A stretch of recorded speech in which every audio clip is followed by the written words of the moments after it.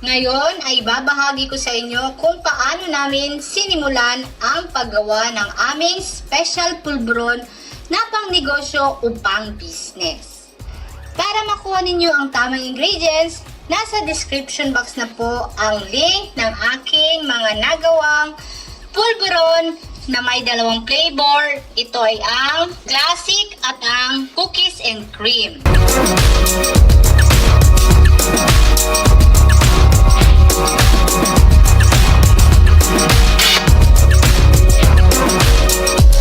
Pagkatapos ko nga po lutuin ito at paghalu-haluin ang mga ingredients ng aking pulburon, hinati ko po ito sa dalawa para po dito sa aking ginawang flavor na classic at ang cookies and cream na pulburon.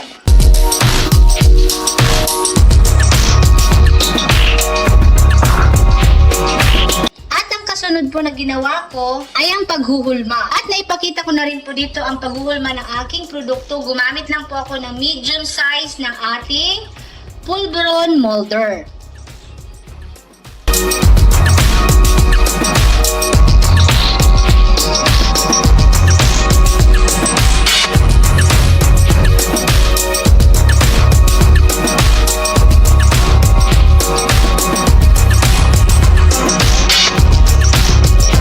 Pagkatapos nating hulmahin ang lahat, isinunod ko na po ay ang packaging. Ang aking packaging po ay nabili ko lang po ito sa online, kasama na rin po ang sealer nito. Siyempre po para sa ating maayos at maganda na presentation ng ating product na pulburon.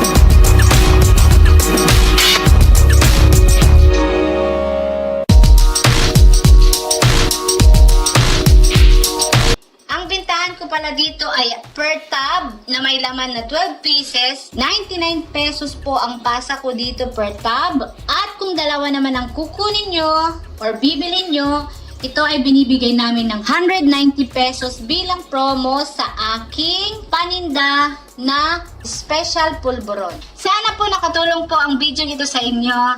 Thank you for watching, guys. Keep supporting Tres Maria's Kitchen. God bless us all. Thank you.